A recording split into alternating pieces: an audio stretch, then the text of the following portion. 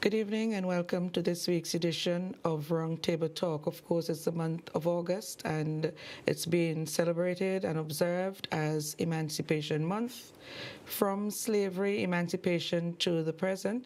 That's what we want to talk about on today's edition of Roundtable Talk as we reflect on how far we've come as a people, the struggles endured to get where we are today, and what is the real meaning of freedom, and how much of our history remains a part of our present.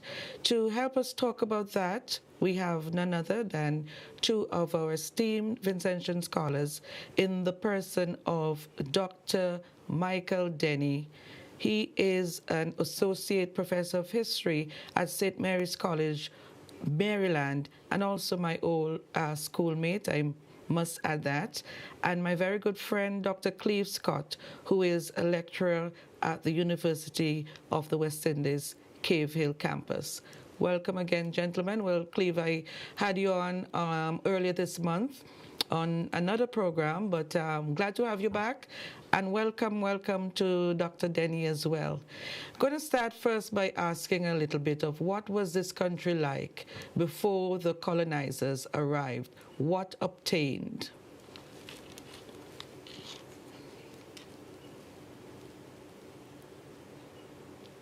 Dr. Cleve, you taking this?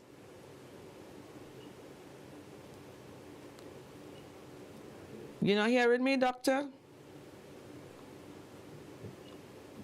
Michael, you not hearing either?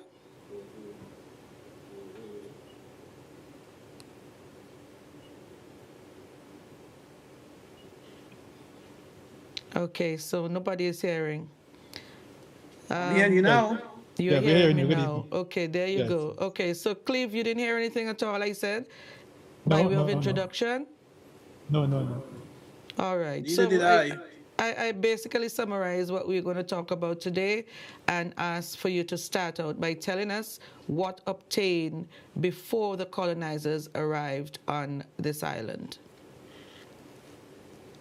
One of the aspects of Vincentian history we've been working on is certainly Saint Vincent before Columbus. Sometimes it's expressed as a pre-Columbian civilization, and so on. And I call it Virgin Land.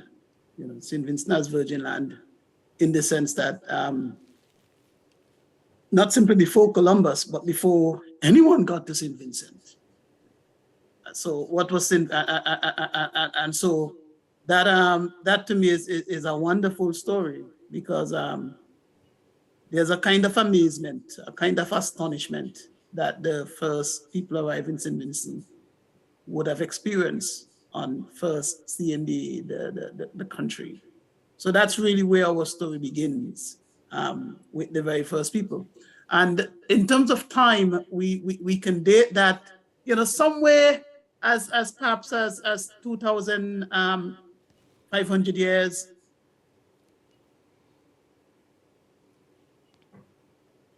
We have lost Teresa. No, you go ahead. No, it's okay. You go Okay. ahead. Okay. Yes. Yeah. So about 2,500 years, we have the people who we see described in the literature as hunters, gatherers, fishers, and they're the first people to arrive in St. Vincent. Okay. And the land was fundamentally forested.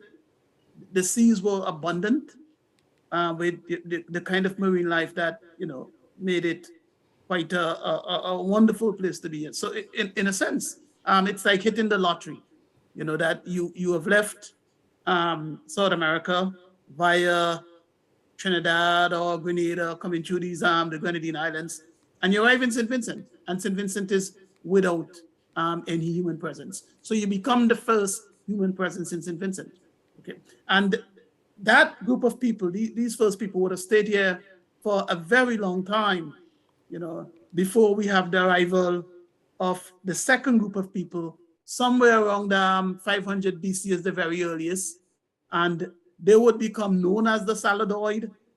We speak of them as the first peoples, those who were hunter-gatherers, and those who came 500 years BC, which puts us about maybe 2,500 years ago, since we're in the year 2022. And they were different because they were farmers, okay? And farming, is a transformational kind of, activity. It affects demography, it affects politics, it affects religion. And so these become the people who transform St. Vincent into permanent habitable territory. Okay. And the land was very fertile because they are the first, they have, we have the benefit of the volcano with its, its eruption over, tens of thousands of years, transforming into tremendous soil. And by the time Columbus arrives in the Caribbean, which is by 1492, it means that the Saladoy people and their successors, who go by a variety of names, they would have created viable societies in St. Vincent. They would have developed the first claims of sovereignty over St. Vincent.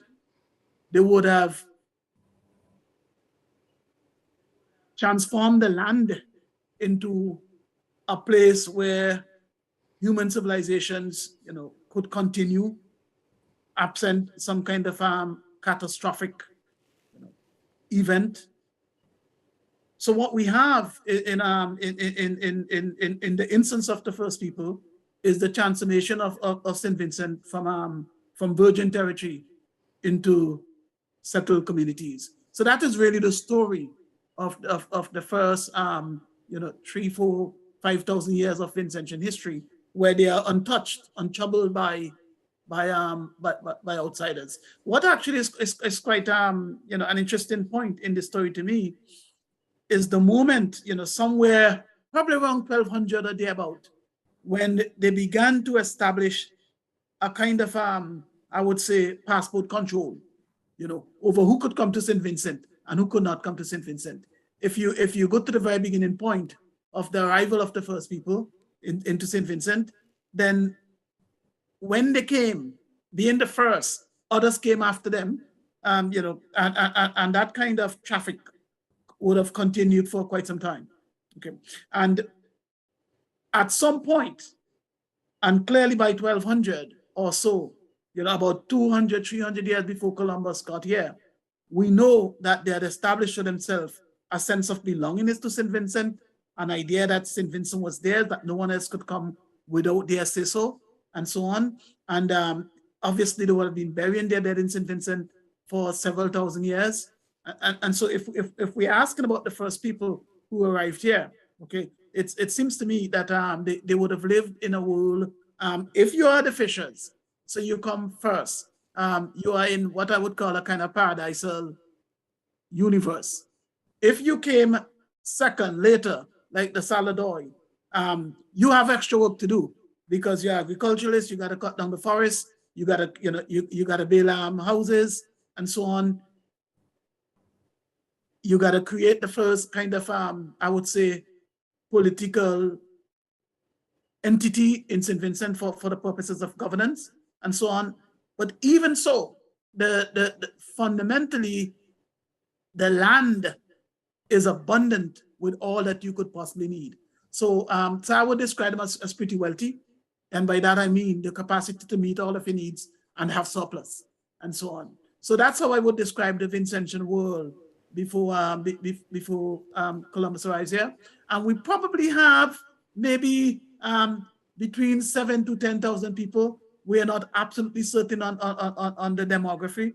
The minimum is clearly about 7,000, but they could easily have arrived at a number of 10,000 people. St. Vincent could host that number of people because with 133 square miles on the mainland, 150 square miles across all of these islands, there is enough space for people to to find room for them to establish the quality of lives that they were seeking for themselves. So I would say that in the broadest measure of human happiness, the index of human happiness, the kinds of stuff we need to, security, predictability, family, health, and so on. By those kinds of indices of human welfare, I would say that the first peoples of St. Vincent, had been able to extract from the land a wonderful life. That obviously would come under extraordinary pressure when the Europeans arrived. Thank you very much, Cleve. So tell us, where did the first peoples arrive from? And also take us up to the point of the arrival of the colonizers. Well, Dr. Denny said Columbus arrived. He is actually referring to what we call the Columbian enterprise, or the arrival of the Europeans, because Columbus never landed in St. Vincent and the Grenadines. But we do know that the Spanish were aware of the presence or the existence of St. Vincent and the Grenadines. In any case, if you think about the location of South America from St. Vincent and the Grenadines, and we hear people in the Grenadines up to today speaking about the transition or the transiting of people from Venezuela and Colombia, and the currents that took that piece of spacecraft from Cayenne in South America down to the Grenadines recently. I'm certain our viewers remember that. It's not too far. So the main point is that the Europeans were aware of St. Vincent and the Grenadines as a place from different reasons, as early as the first and second voyage when Columbus landed in the Bahamas. The Calinago had the custom of sailing the seas up and down, and we know both Taínos and Calinago lived in the places like Hispaniola and Puerto Rico and so on. Okay, now by the 17th century, St. Vincent and the Grenadines was being used as a kind of what we call an entrepot, or a place where you stop your ship, you pick up wood, because the ships in those days, you would either use the winds, or later on you use steam. But in any case, you pick up wood, you pick up water, and if you're lucky, you get some food, which you get from the Calinago.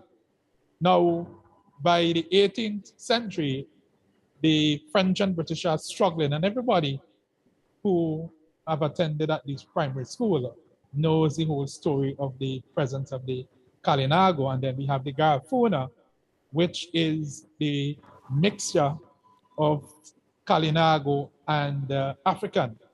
And we do know that the British started colonies in St. Kitts in 1625, Barbados 1627. And by 1640, you have the existence of the sugar plantation complex in Barbados. Barbados getting the complex from South America, to be exact, from Brazil. The Dutch being driven out of Brazil, they went to Barbados, and so on. Now, St. Vincent would be the bastion of the Garifuna, and the British would find it difficult to establish a plantation complex until after they are able to banish the Garifuna to modern-day Belize. And so we have the sugar plantation complex taking full existence, or coming into full existence, from around 1800.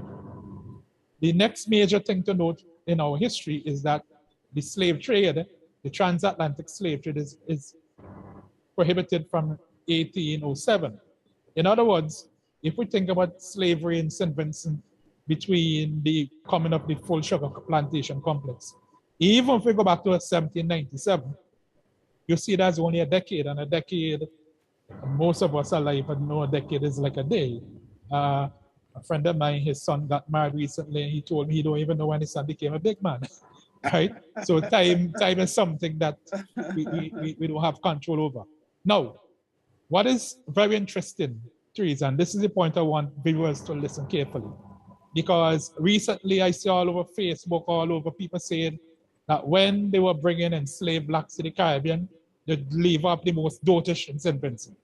Right? I don't know where people get this thing from. Because by 1807, the trade is ended. And so the amount of persons who came directly from Africa is very limited. The majority of enslaved people came particularly from other places in the Caribbean, what you call the intercolonial trade. After the end of the trade, you're allowed to bring enslaved people from one colony to the next. And therefore, when you look at the list for St. Vincent, I see people coming all the way from Florida. Florida, the majority came from Dominica and the Bahamas. They came from Tortola, Jamaica, St. Kitts, Antigua, all over. In fact, one of the things they noticed about the enslaved in St. Vincent during this early period was that they danced the John Canoe. And we are told that some of the Garifuna who moved to Belize also danced John Canoe. The John Canoe viewers is a popular dance, particularly in the Bahamas. So when we think about St. Vincent and the Grenadines and the Vincentian as a Black person, it is a person who has come down from a lineage of intercolonial movement. Not only did they come to St. Vincent, but they were moved from St. Vincent to other places. You see Vincentian enslaved people being moved to Trinidad, to Dominica, to Barbados, and so on. And that is how we understand how we managed to get the Madras in St. Vincent, because the Madras came as part of this culture from the French territories of Martinique and Guadeloupe, where the early enslaved, particularly just before the Garifuna Wars, they came from Dominica and Guadeloupe to St. Vincent. So in a sense, that is the social aspect, because most people are familiar with this whole thing about sugar cane and enslavement and so on. I just wanted to touch on that element, Teresa, that cultural element and this notion of who the Black enslaved Vincentian was and where they came from. Okay. Yeah, if I may add to that. We'll take our first break and come back because I find it's very interesting. I never knew some of the stuff I just heard. When we come back, we'd pick up from where we are leaving off now. Back in just a moment. Cool.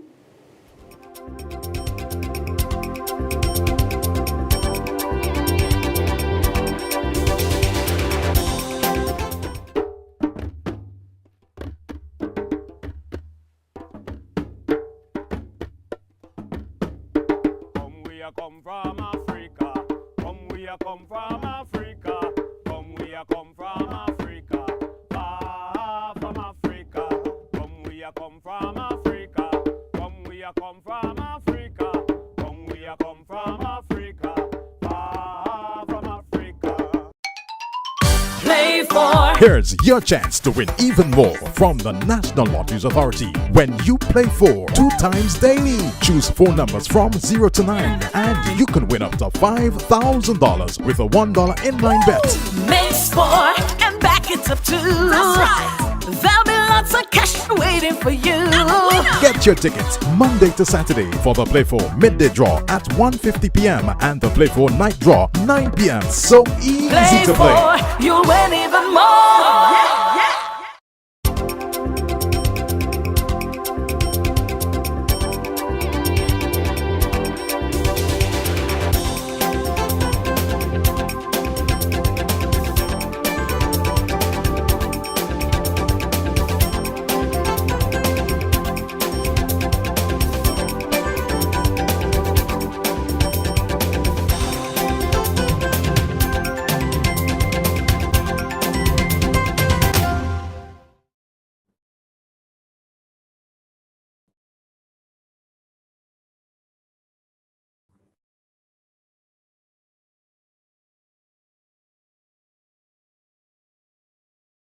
Yeah, there's some crucial implications that flow from the points that Dr. Scott has made, and one of them is that what you see is that Vincentians, these early enslaved Vincentians in the early 19th century, possess what you could call a kind of geographical literacy, okay, of the Caribbean, and that literacy meant, okay, not only do they know the Caribbean, they're not confined to, in their imagination to a specific place, as say would have been the case, say 200 years earlier of someone being brought from the Senegambia and landed in Barbados and know nothing else and will know nothing else until he or she dies. Okay, we have here people with a sense of the Caribbean, a geographical literacy. And in the instance of St. Vincent, that literacy was demonstrably true from almost the, at least from the 17th century, when we have people leaving Barbados and getting into St. Vincent anyway. So that point is important, if only because it also adds to the second point, that it meant that in the context of a sense of identity, that enslaved Vincentians were clearly among the first, or were strategically placed to develop a kind of pan-Caribbean identity based on the fact that, as Dr. Scott demonstrated, they had traversed the Caribbean, come from all of these different places to come in this one place. And so that pan-Caribbean identity was a fundamental part of the Vincentian historical experience. And what is kind of astonishing about this in some ways is that it actually mirrors the experience of the Kalinago, who knew the seas. Okay, it's not simply that the Spaniards, knew of the Kalinagos, but as Dr. Scott demonstrated, well, the Kalinagos knew of them because of their capacity to travel, across the Caribbean. And in fact, in these travels across the Caribbean, in the 16th and 17th centuries, they many times they fought on behalf of other Caribbean peoples against Spanish oppression and so on. So in that sense, you had a kind of reputation of a Vincentian experience where the Kalinago had developed a pan-Caribbean sensibility based upon their capacity to move across the waters. And then we see that in the instance of enslaved coming into St. Vincent in the 19th century, by virtue of coming from these multiple places, they also brought with them and developed a pan-Caribbean identity. And I think those are really important points to observe as some of the implications which flow from the points which Dr. Scott has made.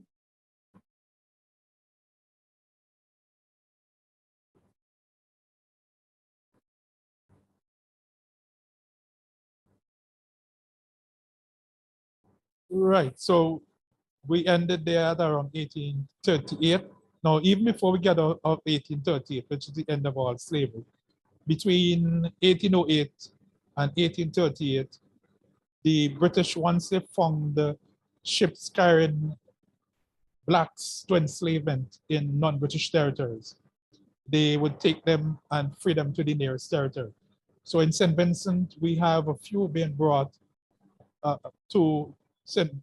Vincent before the end of slavery, what the literature call liberated Africans or African apprentices. Apprentices because the British colonial authorities insist you must work to support yourself.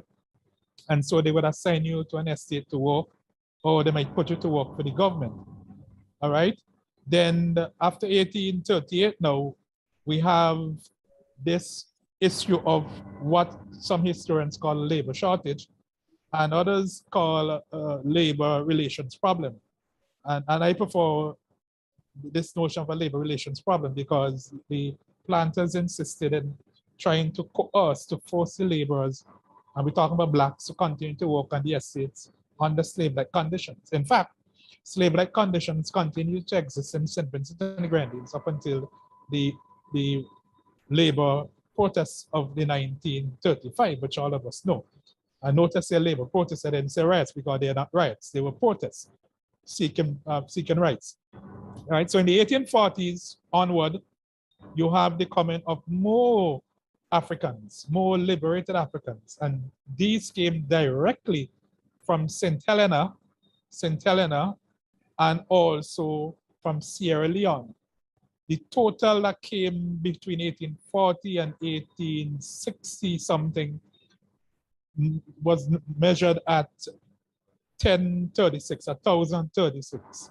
Some books would tell you 1,040, about 1,000. And this is very important because these new arrivals came directly from Africa, per se. They came directly from Africa. They didn't came via Antigua or Trinidad. And when the drummers in the video just played say we come directly from Africa, they're actually speaking to the earliest arrivals and the latter arrivals in the post-emancipation. Almost simultaneously with the liberated Africans were the Madeirans, and we hear Prime Minister Dr. Ralph Gonsalves always speaking about the Madeirans. You have about several hundred Madeirans coming. Then from 1861, the East Indians come. And in between, you have a few others here and there, but the major ones would be the liberated Africans, the East Indians, okay? And that would be form the essence of St. Vincent society going into the 20th century.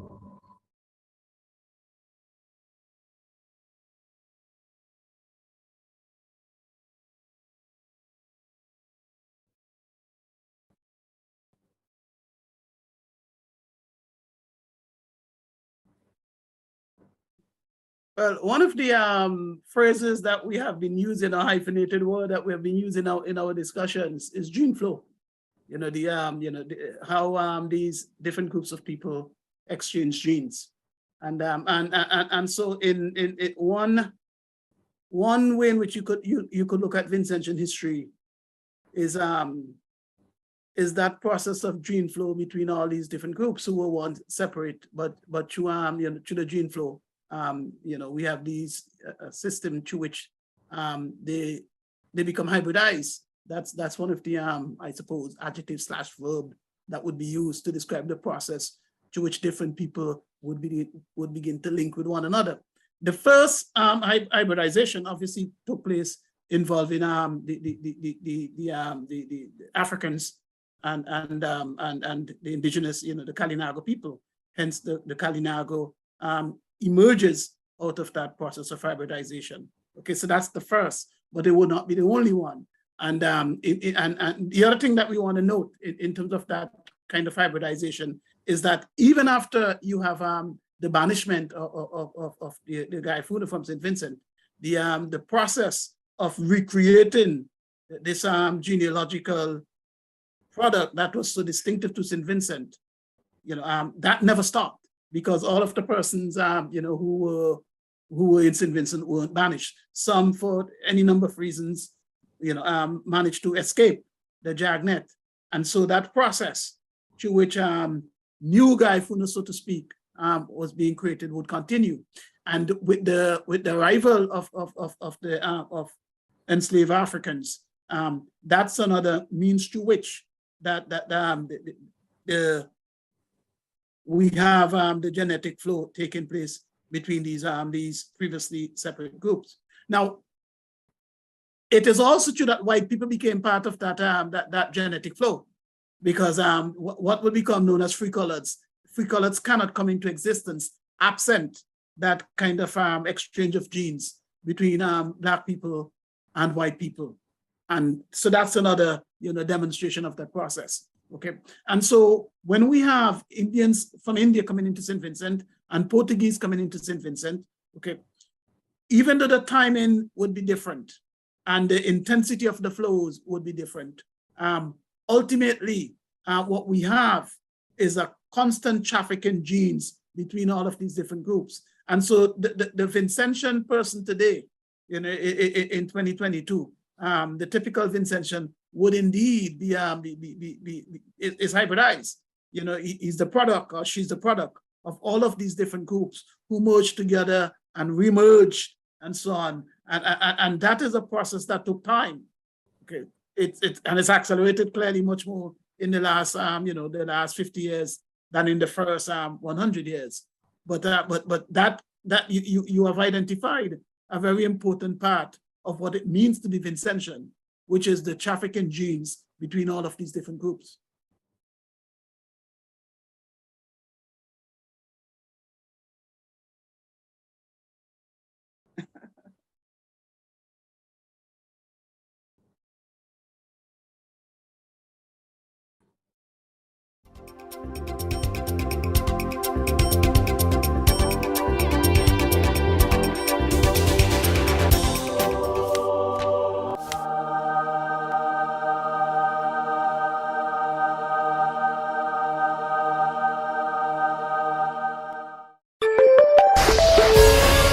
The National Lotteries Authority introduces the Lotto app for all Android and iPhones. Your free download available at nlasvg.com. Whether at home, work, or simply having fun, get all NLA game results at your fingertips. View all draws of the National Lotteries Authority on your handset or tablet with the user-friendly Lotto app. Download today at nlasvg.com. The Lotto app.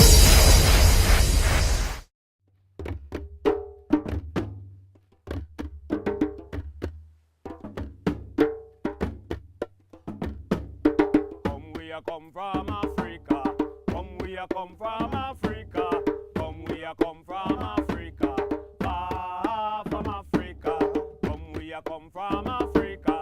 Come we a come from Africa. Come we a come from Africa. Far from Africa.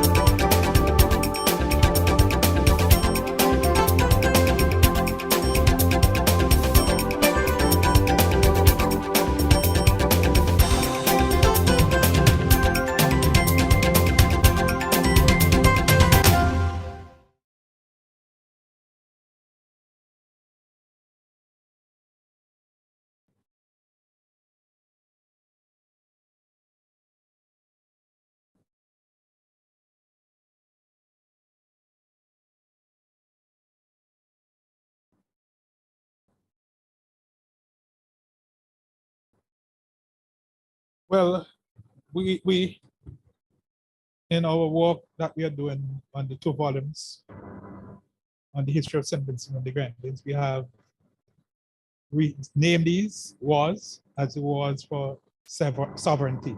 They are the Garifuna, Kalinago wars for sovereignty. We renounce these imperial colonial names that we have continued to use over and over.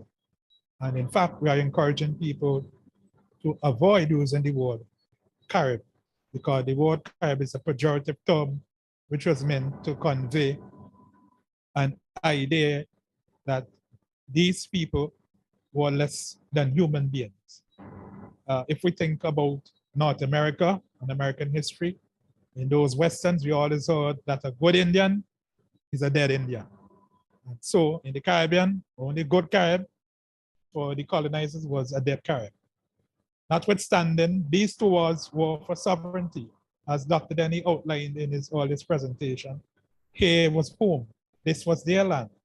And how dare you invade and assume that they did not exist and didn't have a right here?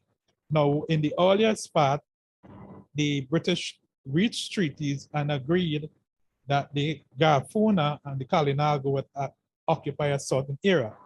But when the plantation complex was suffering challenges elsewhere, and a lot of intentions don't appreciate this element, that by 1790 thereabout, the estates, the plantations in St. Kitts, in Antigua, in Jamaica, they are experiencing loss of soil fertility. These are plantations that have been planting sugarcane for close to 200 years. I mentioned earlier that the plantation complex started in Barbados around 1640. So do your math, 1640 to 17, or around the top 1800, it's how many years? And so you cannot get the Garifuna to surrender the lands. You have to fight them for it, because they insist that this is ours and we're going to defend it tooth and nail. And with the banishment, with the removal from St. Vincent, it made it a little bit easier. Now, mind you, the war ends in 1797, but up until 1807, about 10 years later, there are reports of attacks here and there, and I don't want to use a pejorative term that they use to say, well, the Garifuna were attacking, but it wasn't effective. And in any case, the plantocracy, the planters always believed it was a dangerous situation to have slave society, to have a slave society in which it is always possible to have one well-trained Garifuna warrior who was renowned for using muskets and arrows, who could team up with the enslaved and hence launch an attack. And so they always kept in St. Vincent and the Grenadines a very sizable military force. In fact, around 1825, when the British government said, okay, you all need to start to help to pay to maintain the military, the St. Vincent planters write back and say, well, we don't have a problem with that, but tell us how much it would cost to maintain a force of about 500 to 1,000. And the evidence is there that you have all kinds of different units being stationed in St. Vincent from 1800 right down. You have the 2nd West Indian Regiment, you have the Carolina Corps, you have the St. Vincent Rangers. They could go on and on. When we finish writing these 2 texts for the government of St. Vincent and Grenadines, you would see all of these details in it. So the point is that the removal of the Garifuna allowed the British to proceed with the sugar plantation complex to establish the estates, but at the same time, they never really were convinced that all of the Garifuna had been removed from St. Vincent, and that if given a chance, they would not launch a fresh attack on them, a fresh military attack. Yeah, one of the interesting features, of this phase of Vincentian history in the immediate aftermath of the 1797 War of Sovereignty is that the British would have maintained, simultaneously 2 kinds of vocabularies. There's a vocabulary of dehumanization, where the defeated Garifuna are described as savages, as people who were, once upon a time of royal lineage, now they are beggars in the street, and so on. So there's this vocabulary of dehumanization that strips the Garifuna of their humanity, of their equal worth, equal dignity as all other people under the sun. But simultaneously, you also have a vocabulary of fear. That these people were the boogeyman, that they were the steel that could come from in the night in an ambush. They the potential inspiration for insurrections of the enslaved, that they may link up with the enslaved Africans on the plantations, and and be this genuine threat to the maintenance of slavery in St. Vincent. So it's kind of a contradictory proposition that we're seeing coming from the British at this time, that there's this vocabulary of fear, and it's beyond a vocabulary, because as Dr. Scott demonstrates, after 1797, there are time to time reprisals are being made, and of course other people are captured and sent away from St. Vincent. But at the same time, when you look at the language being used to describe the Garifuna, it is one of dehumanization, and so that's the paradox of the kind of the veil of oppression that the British spreads over St. Vincent, where in the immediate moment of the Garifuna's loss, okay, you have these new kinds of mechanisms, to make permanent their place of subordination and subservience within St. Vincent. And if they can kick them out of St. Vincent, they would do so.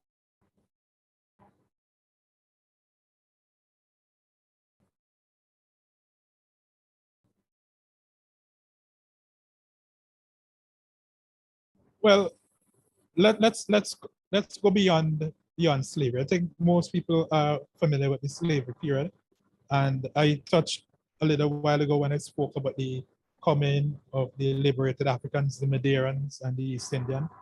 That's an immediate post-emancipation period. We're talking here 1838 to about 1860s.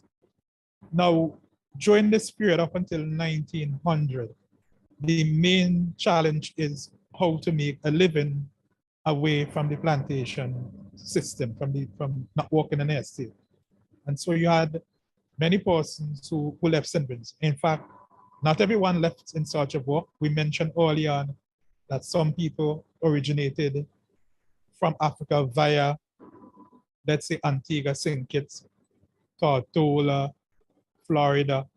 And with the ending of slavery, some people went back to look for the family, not only elsewhere, but in St. Vincent too. If you were sold to a plantation, let's say Grand Sable plantation in Georgetown, and you were originally on a plantation, let's say you were on a plantation in Garden Yard in the Leeward area, you will go back to Garden Yard to look for your family. So you have immigration, people moving out and going elsewhere. Now, during this period, you have continuous disasters. St. Vincent was marked by disasters from, let's say, 1812 right down until the second decade of the 20th century. You had the volcanic eruption of 1812. You had hurricane in 1831. Then you had a series of droughts in the 1880s. In fact, things were so bad in the 1880s that the clergy were calling on Britain to help by giving people land. And a commission came out from England called the Norman Commission, and the Norman Commission recommended the subdivision of some of the estates. And in the 1890s, land was given. And when Blacks received some land, those who had money to purchase and so on, they said thank Queen Victoria for a second freedom, because unlike 1834, 1838, you imagine coming out of enslavement and you walk out without not a thing. You were given a landless freedom. And when we come to independence in 1979, we were given a tool-less independence. Tools, no tools. They were just given a handshake and say, well, you're independent, you're on your own. All right? So that takes us up to 1900. But before we go past 1900, one of the biggest movements was in the 1880s to the first attempt to build the Panama Canal. Up until then, you had people going even to Brazil to help work and build railroads in Brazil. People are going to Santo Domingo, to Cuba, all over. They were even going to United States. And after 1900, they continue going to United States. That's something you normally do. You jump on a ship. The ship would go to St. Croix or the US Virgin Islands, St. Thomas, and you make your way to Ellis Island. All the records are there. If you're interested in following your families, you check the Ellis Islands records and you see when they arrived in the US. But in 1927, the US introduced the visa. Okay? Dr. Dana, I don't know if you want to come in here. Yeah, I think that when you look at I suppose the umbrella look as to what's going on in St. Vincent, one of the things that we should recognize is the racial dimension of these realities. Okay, that St. Vincent is an outpost of white supremacy. Okay, and that supremacy obviously had begun, during slavery, continued beyond slavery, and the dispossession in terms of absence, to economic empowerment through land, the inability to participate, as equal citizens under the law in the political system that exists at the time. So what you have is a continuing denial of autonomy, of equal rights, for Black Vincentians. Okay, and so these choices, which Black Vincentians mostly are making, especially in the context of migration and so on, these are not simply, economic responses they're also political responses, in the sense that they're seeking empowerment for themselves, they're seeking empowerment for their families, and they're doing so within a reign of white exclusionary politics. Yeah.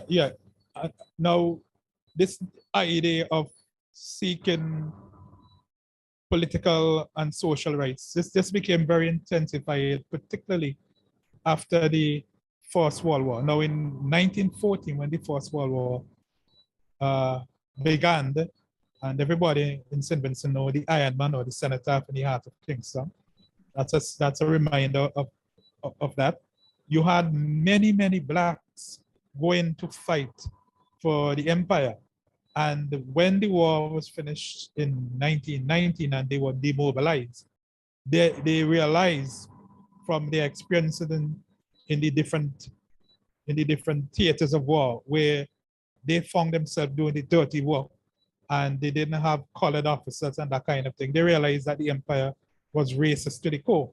They thought, well, it's only people in St. Vincent racist or people in Barbados racist.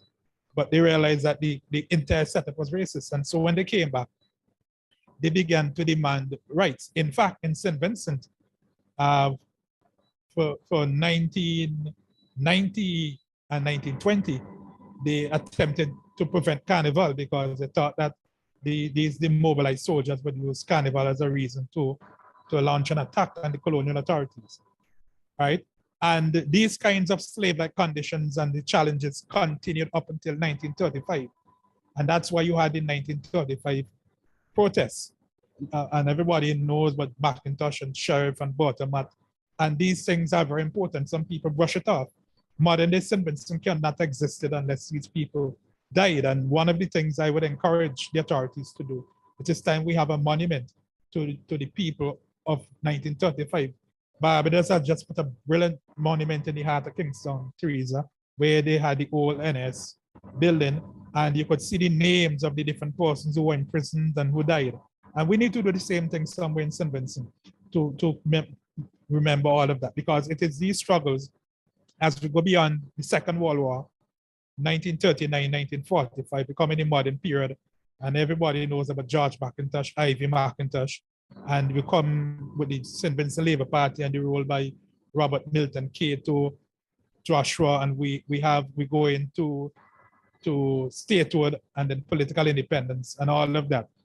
But all of this could only happen after 1935 or after the Second World War, because of the struggles of the people that we're speaking about from the period of enslavement and the immediate emancipation period.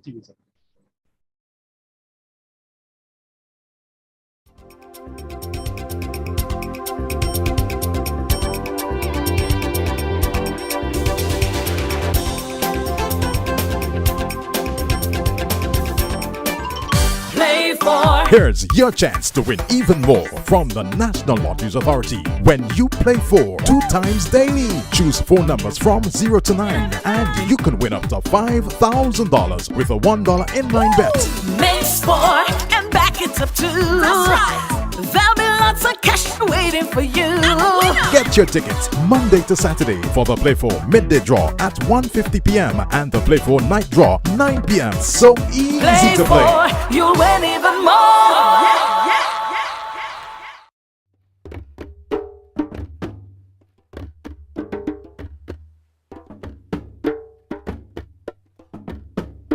Come we a come from Africa. Come we a come from Africa. Come we a come from Africa. Far from Africa. Come we a come from Africa. Come we a come from Africa. Come we a come from Africa. Far from Africa.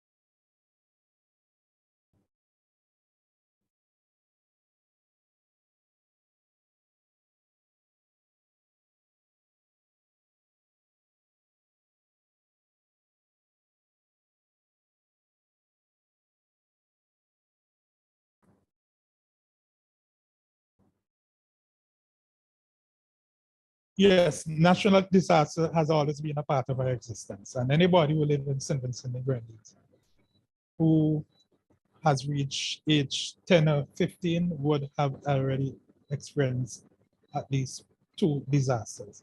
You had hurricanes, droughts, earthquakes, all of these things, mud, landslides, river taking away people, all they happen continuously.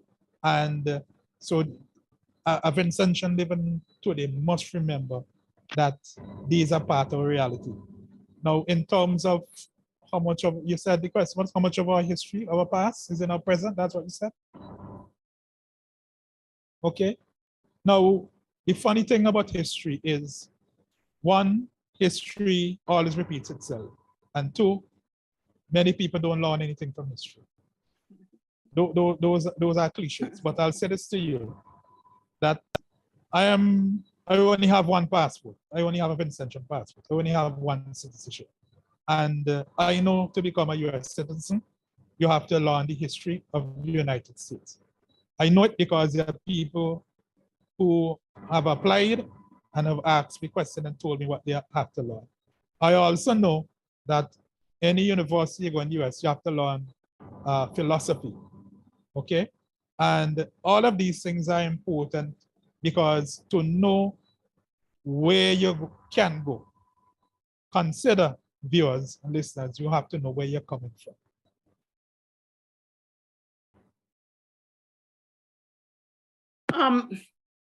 I was chatting with Professor Richard Robertson, about natural disasters in St. Vincent, particularly having to do with the volcano.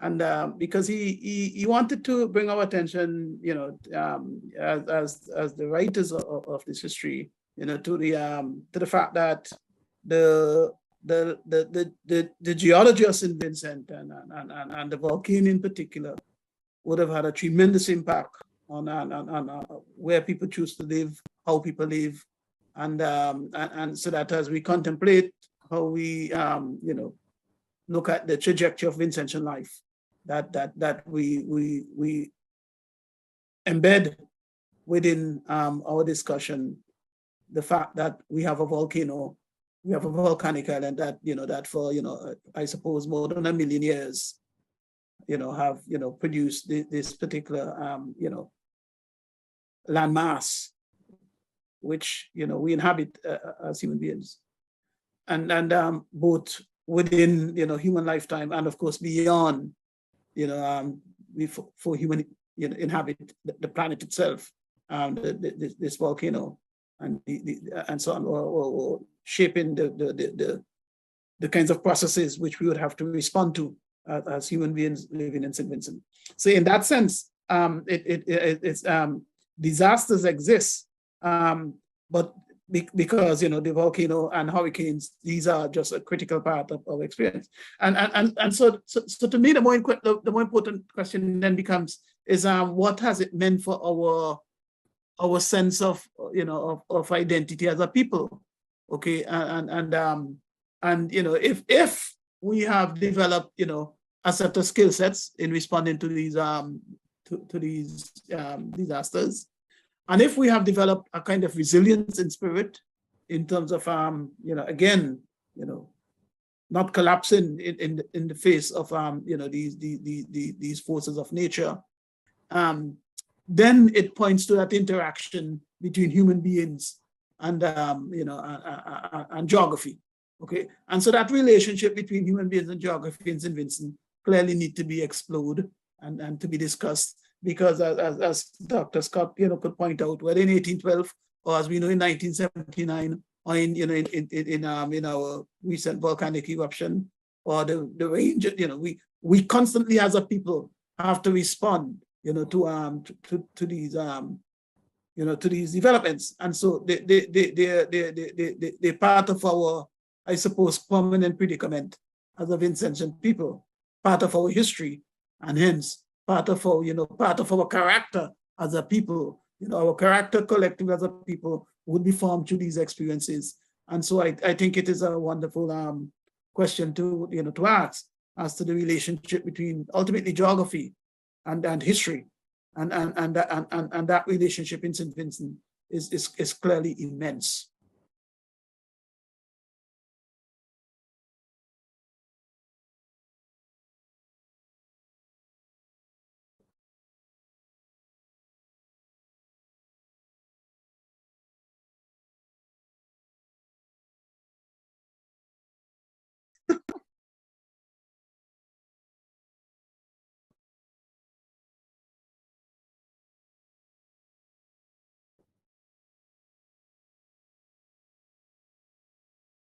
Well, one of the things that Dr. Scott mentioned earlier, which I shared him wholeheartedly, is the notion of memorials. How do we memorialize, our history in a public fashion? And so to create these visible, physical manifestations of what our past has been, the people who have influenced us, and so on. So I think that is a kind of concrete way of acknowledging the history. Writing the history is critical to that process. If we believe that collective memory of the past, it is crucial for how we organize our lives in the present and perhaps the future, and so on, then none of this is possible without the knowledge of our history, our sense of collectiveness as a single entity. That isn't possible, unless we see this as an outcome of the historical process. So broadly speaking, Dr. Scott could perhaps speak more about the text itself, but broadly speaking, we want to do this history because it is essential to us as a people that we have a clear sense as to what constitutes the trajectory of the Vincentian experience. And that is really part of the challenge of the text, to kind of elucidate in as clear and concise and as readable a manner as possible what that trajectory has been. And ultimately, I would say that it's a kind of reverence for our ancestors. It's a kind of according dignity to the people who have given their lives for us to become who we are. It's a recognition of our parents and grandparents that they have value. So it's a repudiation of a colonial history that discarded St. Vincent as basically in the periphery of empire, and therefore without any value to us or to them. Yeah, the text covers a lot of the things we discussed this evening, but more particularly, what we do in the text is we highlight the elements surrounding St. Vincent, and that, to be honest with you, that has taken us a lot more time than we anticipated, because the richness of the sources that are there. For example, we now have a better understanding of the origin and evolution of the spiritual Baptists, because you have a lot of historical writing by non-Vincentian people who are not familiar with the Vincentian people, the Vincentian psyche, and the geography. And working collectively, we are able, as all Vincentians, to enter that, to bring that benefit to the discussion. So things like the spiritual Baptists, we are able to understand how has come into being. The elements of culture, for example, we have found all the indications of the calypso on the estates, particularly as a way of expressing dissatisfaction with the slave regime, slave protests. And we walk our way right up to the present day. And we're going to walk through all of these elements. We could walk through religion, education, culture, sports, every element that constitutes what we call the Vincentian society today. But I just want to add as well that the intention is to decolonize the mind. There are so many things that Vincentian repeat that are not true. And one I mentioned earlier on about the slave ship coming and dropping off all the backward people here, and what people taking punishment and abuses, all of those things. The origin of Garifuna. And one of the things we are demonstrating is that, by and large, all of us are Garifuna. That all of us are Garifuna. And Dr. Denny made mention of the DNA and so on. Okay, so we're going to walk all the way from the earliest 1400 before Columbus came, before the first Europeans set foot on St. Vincent, right up to 2022. And we're going to walk through all the different movements, all the different villages, almost everything you could think about. And this in 2 volumes, and it's not going to be small, it's going to be huge, because we only have one opportunity in our lifetime to do this correctly. And we are taking our time.